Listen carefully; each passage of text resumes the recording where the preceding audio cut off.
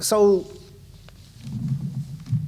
the term that's been used over and over again in relation to the reactionary movements that we've seen over the last 2 years, in particular across Europe and the United States, is populism. And I don't think it's a particularly useful term. I don't think it's a term that actually helps us to understand how progressives, Democrats, should respond to these movements. And so in trying to think about the dilemmas we face, I thought I would focus on two rather simple, homely images, the sawtooth and the broken umbrella, which I'll explain as I go along. So by the sawtooth, I mean essentially nationalist fervor. The tooth is not a bad image of nationalism because it's part of the body, but it's a pretty small part. The body can function pretty well without any given tooth. But if you have a sore tooth, you can think about nothing else. And so nationalism is a sort of irritation, a sort of resentment, a sense of wrong that until it is somehow assuaged, it is very difficult for a body politic to actually think about the rest of the body. And we know this very well in Ireland. You know, we are one of the outstanding examples of the imperative of national self-assertion. So we're kind of used to the sore tooth. We're used to the difficulty of thinking about anything else until the national question has been resolved. And of course, the national question is unresolvable, and therefore the sore tooth sort of remains there. But we in Ireland, of course, would say that our sense of resentment, our sense of historic wrong is perfectly justified, unlike everybody else's. But the point I simply want to make at the moment is that the source of the pain actually doesn't matter for practical purposes. Once the irritation is present, it is very, very difficult to assuage. And it doesn't, for practical purposes, matter whether or not it is rationally based, which is what will bring us to Brexit.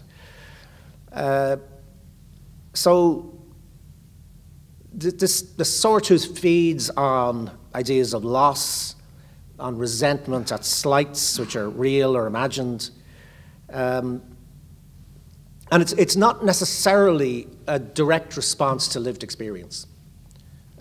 This might seem to be a pretty sweeping statement, but one of the fascinating things about the current reactionary movements, if you look at them, obviously in many ways they focus very much on immigration, both in the United States and in Brexit, and of course in terms of the far-right movements which have been flourishing in most of Europe in the last 2 years. Immigration is the key point that is identified as the source of this great resentment. One of the things that you find in most cases, certainly, and particularly so if you look at Trump and you look at Brexit, is that there is absolutely no relationship between people's direct experience of immigration and their resentment of immigration. If there is a relationship, it's an inverse relationship. So the places that were most likely to vote for Trump were places that have fewest immigrants. The places that were most likely to vote for Brexit were the places in Britain that have fewest immigrants.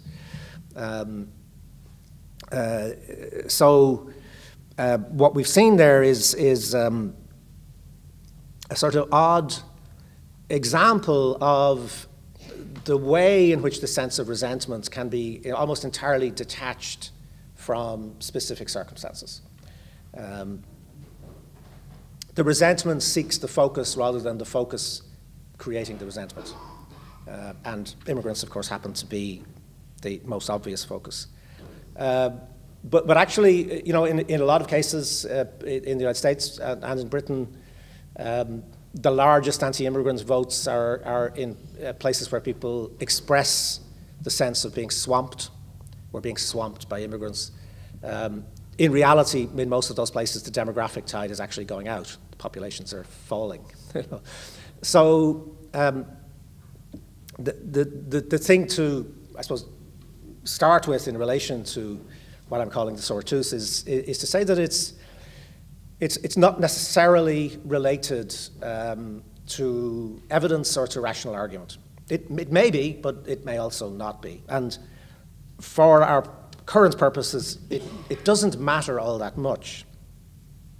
And I think this is an important thing to recognize, because it suggests that if the pain exists to some degree independently of a specific source, then there's no point in looking for the source and thinking, if only we can make the immigrants go away, then everything will be okay. Then the sore tooth will no longer be this great irritation, and this nationalist fervor will die down. And then let's think about Brexit a little bit. Brexit has always been essentially driven by English nationalism. And this is in itself rather remarkable, how few people saw English nationalism coming.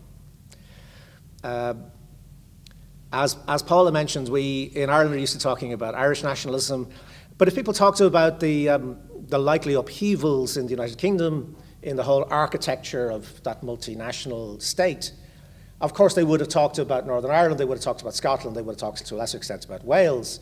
Nobody was talking about the big nationalism, which is English nationalism. It's important, I suppose, firstly to say that English nationalism, this is in a way remarkable. English nationalism has a very, very long history. England, and not Britain, England arguably is the first mover in the creation of the modern nation state. And it has a nationalism to go along with it. I've been reading Jonathan Sumption's multi-volume history of the 100 Years' War, and it's striking the degree to which the tropes in the 100 Years' War in the 14th and 15th century repeat themselves in terms of a fundamental English dislike of foreigners, a distrust of people who are not us, and a sense of antagonism, a very deep sense of antagonism to the neighbourhood. The neighbourhood at that time being both Scotland and France, and to a lesser extent Ireland, but the Scots are hated as fundamentally as the French are. And one of the striking things about some of the more romantic Brexit nationalism is, of course, that it refers back to the 100 Years' War. There's an absolutely brilliant satiric performance artist. I don't know if you've come across him. He goes by the name. The name should be a giveaway because nobody could actually be called this cult, but he uses this name, Jacob Rees-Mogg, which is really brilliant. But at the Tory party conference, he starts shouting, "Brexit is Agincourt, it's crazy." You know, and it's still there. It's still this notion, you know, of that sort of very profoundly based English nationalism. And one of the things we have to think about is, why did we not see it coming as a force? I suppose the first thing to say about this is that, by the way, this is not, I'm not mocking English nationalism. The English are absolutely as entitled to their nationalism as the Irish are, as the Scots are, as the French are, as the Germans are, as anybody else is. You know, it's a sense of national identity remains important, and the English have a full entitlement to it. But what's different about English nationalism is that it was subsumed historically into two other constructs. Firstly, into the idea of Britain, Britishness, which really only starts happening relatively late. I mean, it starts you can pretty much date it to 1603, when the Scottish king becomes the English king, and when the need is there to create some sort of idea of a common identity. Shakespeare, for example, hardly ever uses the word British until James I takes the throne, and then being a good servant of the king, his first big play, written after James comes onto the throne, uses the word Britain or British, I think, 27 times. There's a need to create it. There's a need to create a British identity. And this is resisted. This is very bitterly resisted by most English public opinion, by the British political society for a very, very long time. But gradually it's subsumed, it works. And of course the other construct which goes along with this, and they're very much intertwined processes, is the creation of the British Empire. So you have a sort of British identity and an imperial identity, and within this, Englishness for a lot of English people serves as a synonym for those two things. It serves as a synonym for Britishness and a synonym for the empire. But also in the course of this, Englishness itself gets somewhat buried. Its meaning becomes more difficult to discern as a meaning which is distinct from empire or from the UK.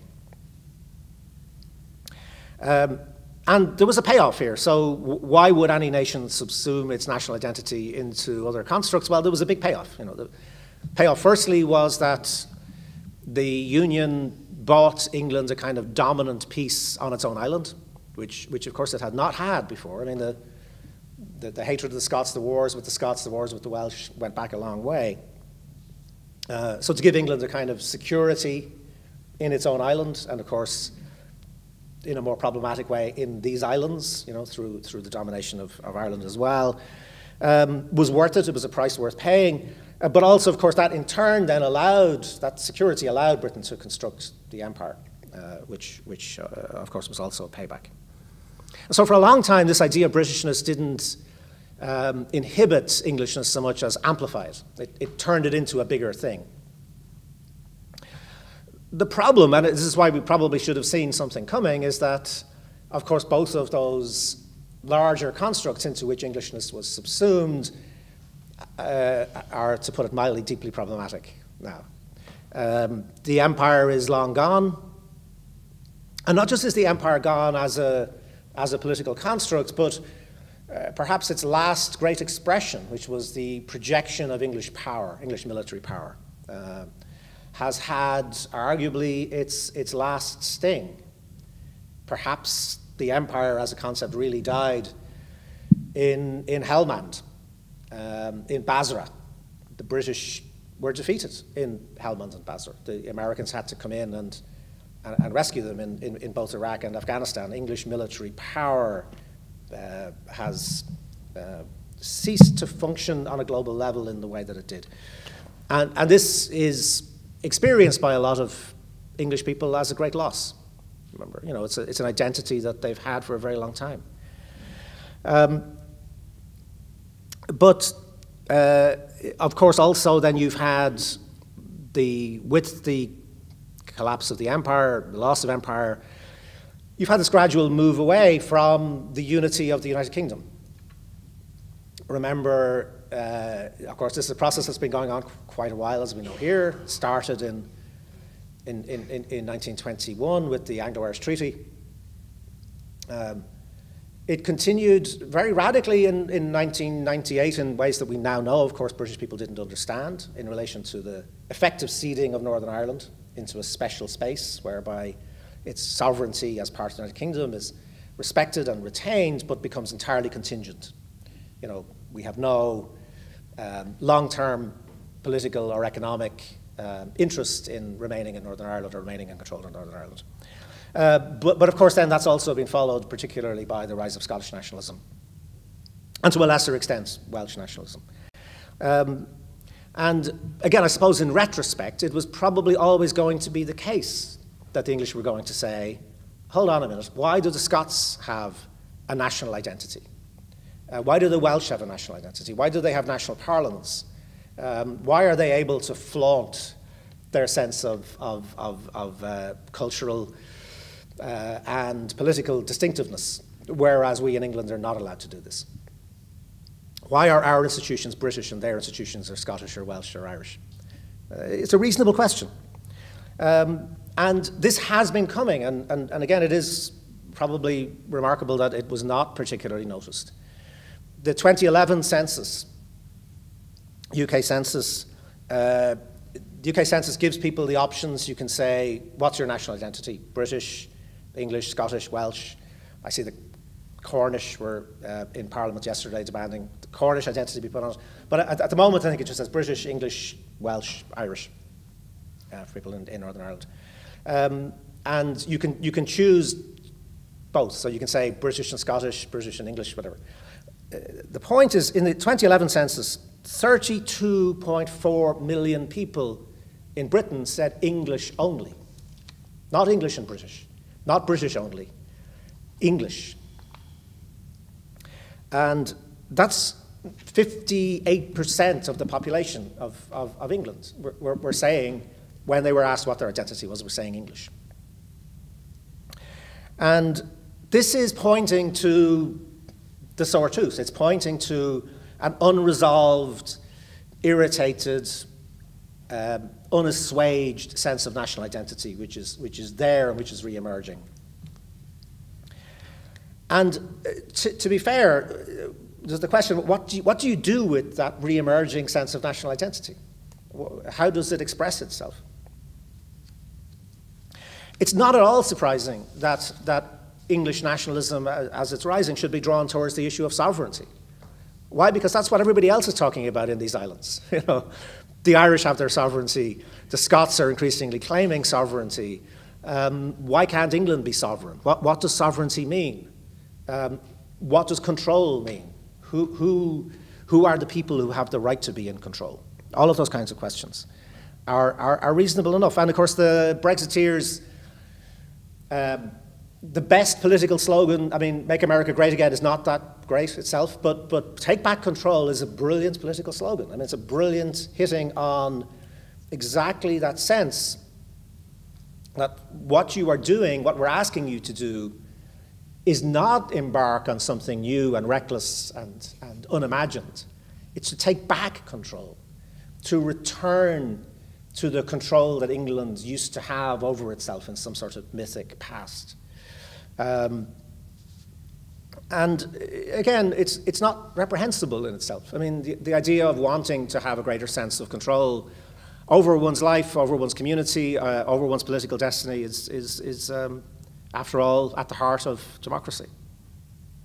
So it wasn't inevitable that this desire to restate English sovereignty would have to be channeled into chauvinism, anti-immigrant sentiment, and a misplaced conviction that if you share sovereignty in a complex arrangement like the EU, you lose it.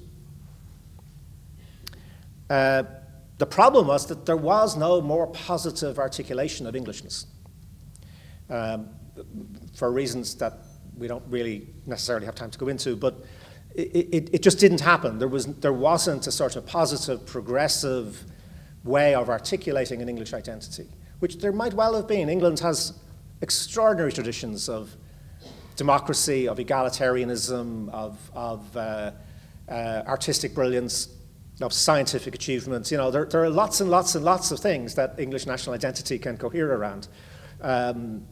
But I suppose perhaps there's also an English politeness about not wishing to boast too much about those things and to claim them as British.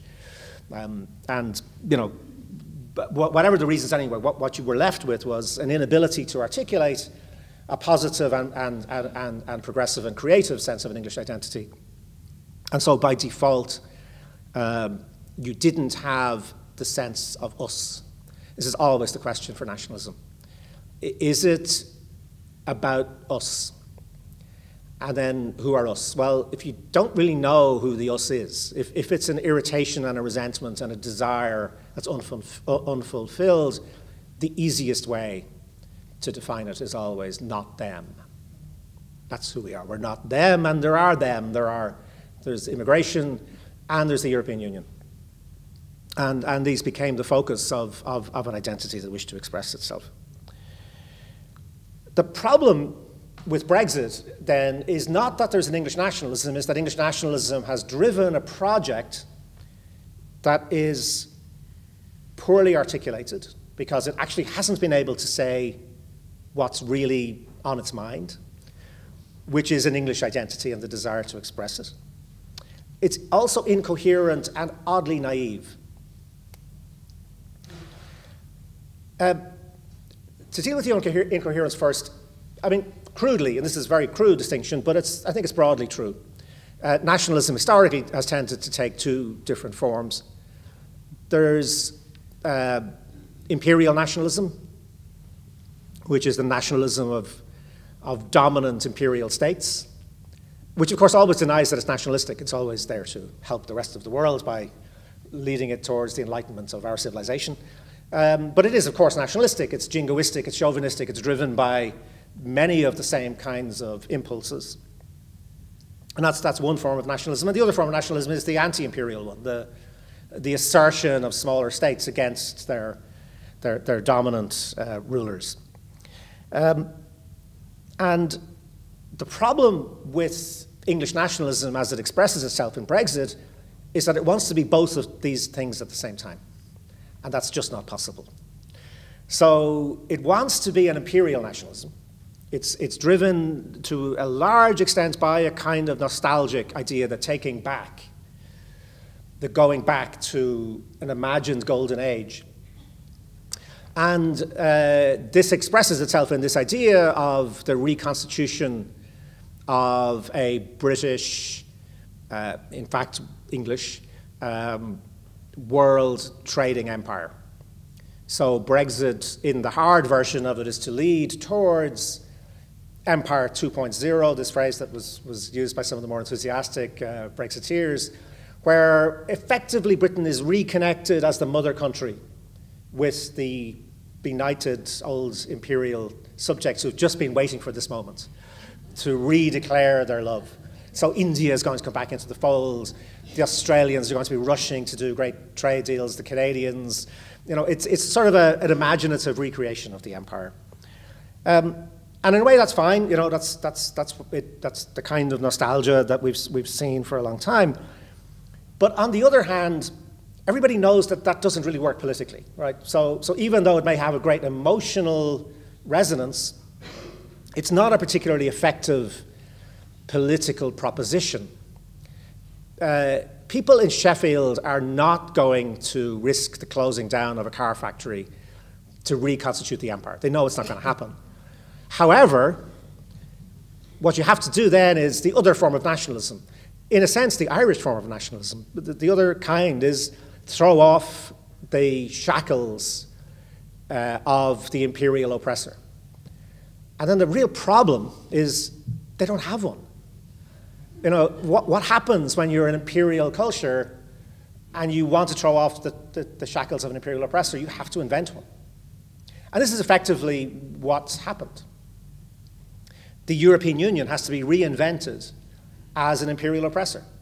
So Britain, in this imagination, becomes a little nation which has been subsumed into this horribly oppressive German-centered empire, a Franco-German-centered empire. And of course, this was made easy because, of course, the ground for this has been prepared for a very long time. It's been prepared in particular by Rupert Murdoch, for example. Murdoch explained to a journalist a few years ago why he hates the European Union, and he simply said, if I go to Westminster and I tell them what I want, they do it. If I go to Brussels and I tell them what they want, they won't do it. I mean, it's very simple, and he's quite right from his point of view, you know, to want to destroy the European Union. I mean, but, you know, of course, this has been preparing the ground for a notion of Britain as being enormously oppressed by Brussels, taking away our laws, taking away the sovereignty of our parliament, forcing us to eat straight bananas, you name it. And remember, the person who invented this trope, this way of speaking about Brussels, is Boris Johnson. I mean, Boris Johnson eventually had to be fired as a journalist and as a Brussels correspondent because he was making up so much of this stuff. But Boris invented the straight banana. I mean, Boris invented the idea that, you know, that what Brussels is about is getting into your life, making it impossible for you to be English, to behave in the way that you and your ancestors have always behaved. Why should we take orders from these bastards is the basic message. And, okay, both of these things may or may not be legitimate. The problem is you can't have both at the same time. So you can't both want to have Empire 2.0 and think of yourself as a little oppressed nation throwing off the imperial shackles. And that's a fundamental incoherence which is there within English nationalism as it expresses itself in the Brexit project. But as well as being incoherent, English nationalism is also naive. It's, in a way, it's been frozen, it's been wrapped up, it's been buried in these other constructs, in the empire, in Britishness. And therefore, when it emerges with a sort of innocence. So it doesn't know the stuff that most of us have had to learn the hard way about nationalism. You know, the stuff that we've had to learn, which is that nationalism is in some ways, you know, really wonderful, very powerful, very satisfying, and also incredibly dangerous. You know, that it makes promises which it can never quite fulfill. The limits of nationalism, and I'm a nationalist as much as anybody else is, but the limits of nationalism are, of course, that it cannot create the utopia that it's premised on. It's premised on the idea that we are all French, we are all German, we are all Irish, and that is much more important than everything else. And all of the other divisions of class, of inequality, don't really matter. And of course, that can never be fulfilled. And of course, nationalism also tends to cohere around the idea of a moment. So nationalism kind of tends to create a moment in time, which is our moment of national destiny, which we are then called on generation after generation to live up to. And we in Ireland kind of learned stuff about this. So we learned what it's like when you have your moment in 1916.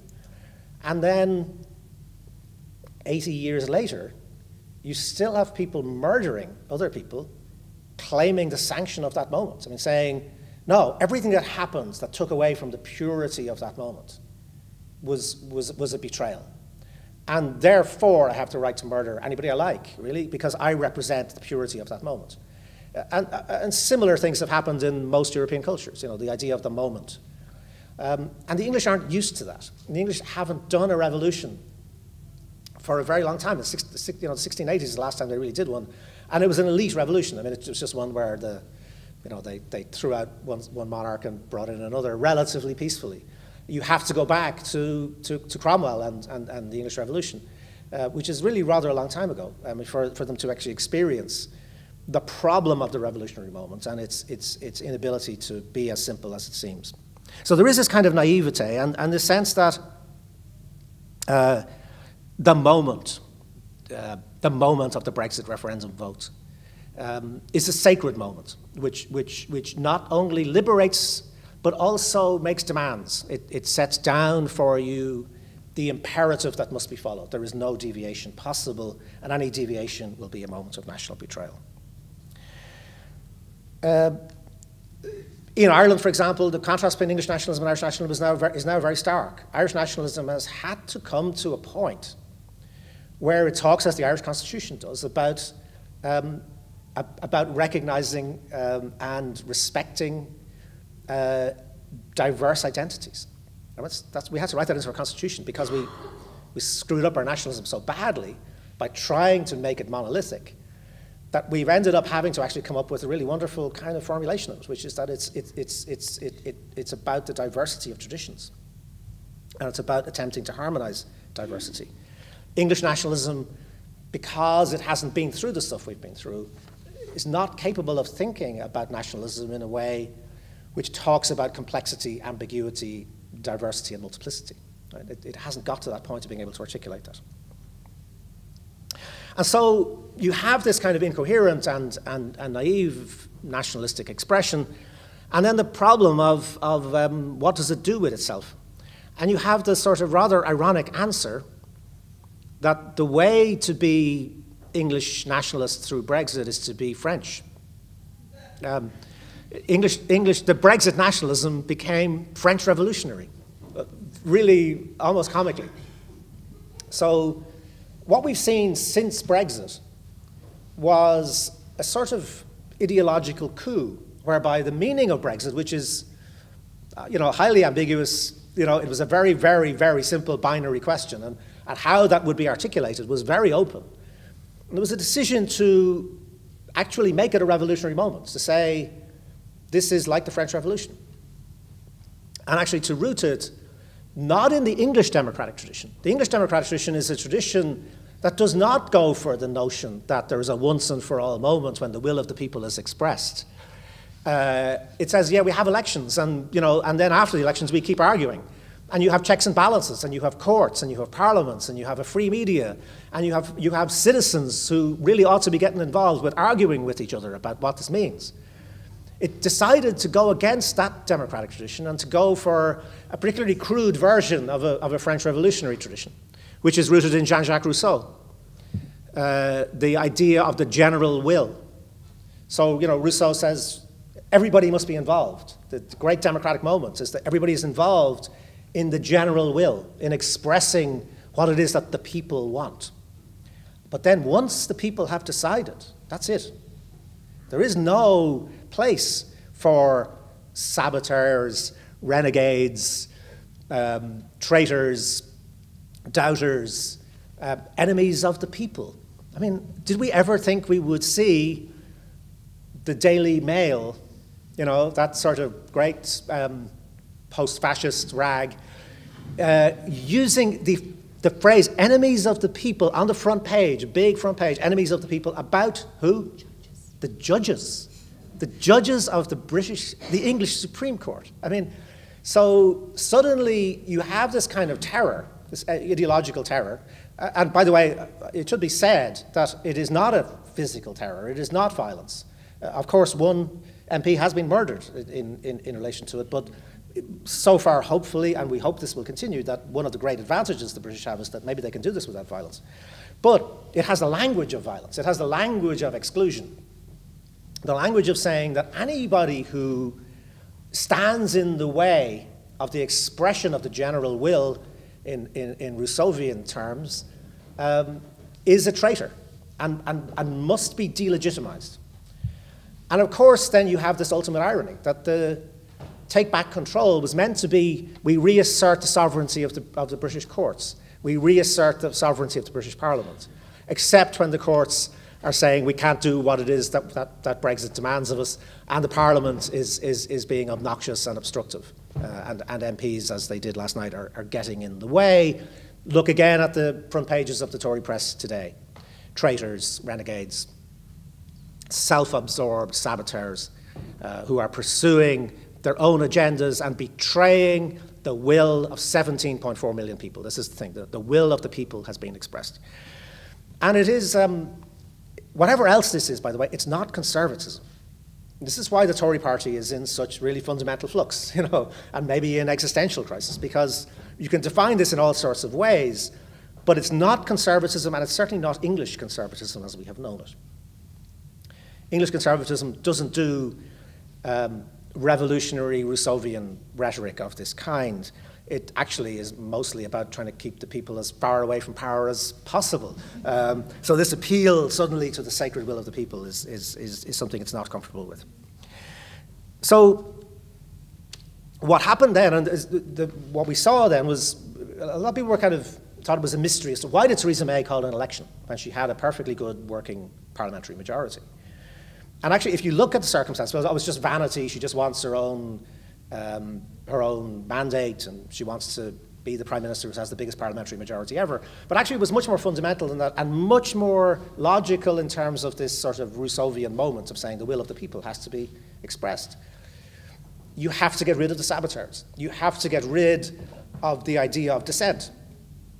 And what May was being told and what she believed was that it was possible at that moment, and by the way, she wasn't wrong about this. I mean, the polls at one stage had the Tories 30 points ahead. I mean, you were talking about the possibility that the parliamentary opposition would be reduced to a kind of little stump, completely meaningless, completely powerless.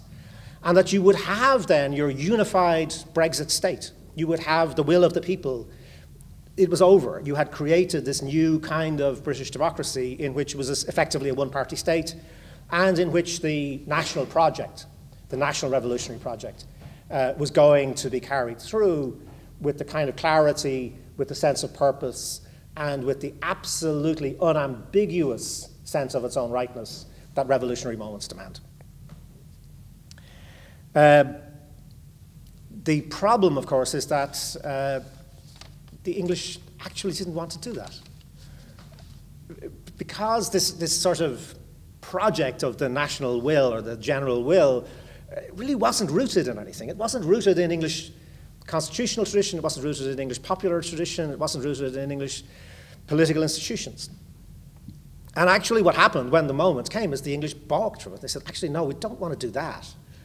We kind of like having arguments. We kind of like having a sense that maybe there's still more to be discussed about this thing. Maybe actually having an opposition in Parliament might be a good idea. Maybe having an independent judiciary might be good. And so they pulled back.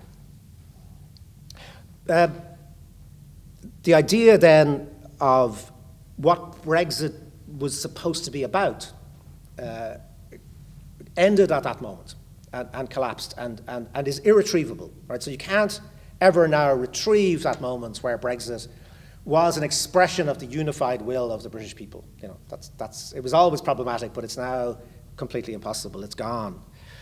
You know, uno Theresa, uno Britain, uno Brexit. It's just not. We're not going back to that. It's not possible. And so we're left then with the sore tooth. So the irritation, the resentment, the sense of some sort of historic injustice, right or wrong, is still there. You know, you can see it. You can see that there's still the anti-immigrant sentiment. There's still the sense of an unfulfilled English national purpose. There's still the sense of an identity that is aching for some sort of expression but doesn't have it. And while it's pretty clear that as the great unifying force that would give meaning to this identity, Brexit is finished. It will take some other form, but it's not going to be that. What's not at all clear is that the sore tooth is going to cease to be sore. And in fact, what I would argue is that when the climb down happens, it's already begun, but when it happens, the tooth is going to get even more sore, right? The promise of an assuaging of this pain is going to have been very obviously unfulfilled. And what the English have, I think, unknowingly put into their political groundwater is one of the most dangerous things in European history, which is the stab in the back. They prepared the ground for the stab in the back, you know. Already we have this narrative. This is why Ireland became a focus in the last few weeks, which is a narrative that Brexit is already, in a sense, in the past tense, right? The Brexit, they thought, is already history. And so the question now is, why was our glorious Brexit taken away from us?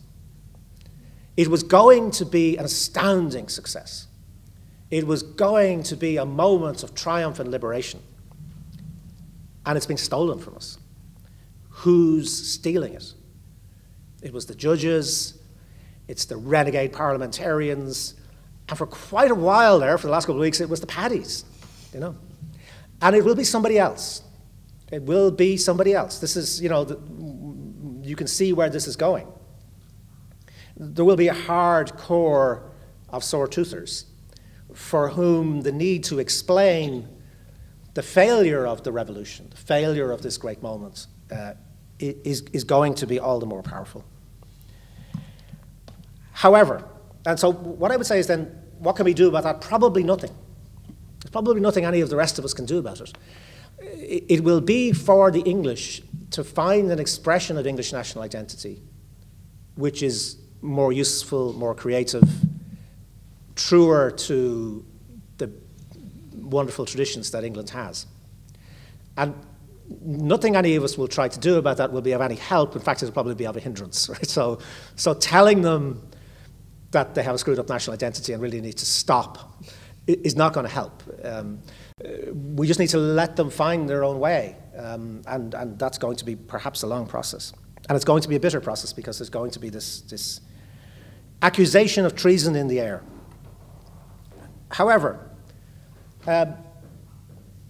we need to move on to the broken umbrella. So the sore tooth is only one part of what's been going on. And the other part is the broken umbrella. So you have these questions of identity, of unfulfilled national purpose, but you also have something, which I said were irrational, but you also have something that's perfectly rational, which is the umbrella. People have other reasons to be attached to the nation state, apart from all of these things about identity. What attaches most people to the nation state is the education system, the health system, the provision of housing, the labor laws that protect you, the environmental laws that protect you, the sense that actually the state is an umbrella. It's there to provide you with some shelter. And one of the great mistakes that's been made in political discourse was to tell people that that umbrella, they didn't need that anymore. The nation state is over. It's a clapped out old concept because your fate is going to be determined by globalization, by the market. And the market forces will be great for you. And the umbrella is just getting in your way. It's just stopping you from seeing how fantastic the opportunities of neoliberal globalization are. And this is a lie, of course. The umbrella is not a bad image, actually, for people's expectation of the state, even in the era of globalization, because people aren't stupid. You know, we know the umbrella doesn't change the weather. You know, people don't think that if you've got an umbrella, it's not going to rain. You know, they think you need an umbrella because it is raining. People know that there are global forces, that the global weather is turbulent, that they have reasons to feel frightened and insecure. And they just think that the state, as it was broadly constructed in Western Europe, and to some extent even in the United States after the Second World War, provides some kind of shelter. It provides some sense that there are things you can hold on to that will make you feel, and in fact be, less insecure. It can deal with some of your fears. And the problem is the umbrella is broken. And people know it's broken. And they know it's not just broken, but it's being broken. It's been deliberately taken away from them. You cannot have a long period, as we've had since 1979, 1980, of telling people the state is your enemy, the state's a bad thing, that the state is just, you know, a sort of parasitic entity, and you don't need it. You must stand on your own 2 feet. And then turn around when you get the consequences of that and say, oh, by the way, you should look elsewhere. You should look to the European Union, for example, to protect you. The fact is the nation state remains really fundamental as a primary protector. The project of the welfare state remains one to which people are extremely attached. And that's exactly what we saw in the British election. The Labour Party published for the first time in a long time an unapologetically social democratic manifesto, which talked about the public realm, which talked about protection, which talked about trying to recreate, insofar as is possible in current circumstances, the health service, the educational opportunity, the housing provision, the labour protection, all of those kind of things that people should be able to expect. And it worked. I don't think it worked because of Jeremy Corbyn's charisma. I may be wrong about that, but I think it worked because there was that extraordinary moment when the Labour manifesto was leaked. I don't know if you remember that, and all of the Tory press were all over saying, you know, look at this manifesto, look how horrible it is. And actually then suddenly the polls were showing, people were actually reading it and saying, actually, this is kind of what I want. This is kind of what I like. This is exactly what I'd be waiting for somebody to talk to me about. Now, the gamble of, so the gesture in a way of European post-war politics in general was to say, you don't need to worry about the sore tooth because you have other limbs. The body politic has lots of other things going on in it, which can, you have feet which will plant you on a floor of dignity, a floor of security. And as you take away that floor, I think that's when you start to feel the sore tooth. The gamble of the political right in Europe was that the erosion of the welfare state, and with it the concrete practical attachment of citizens to the nation state, could somehow be made okay by the European project. Never mind that the umbrella is broken, here's a bigger umbrella.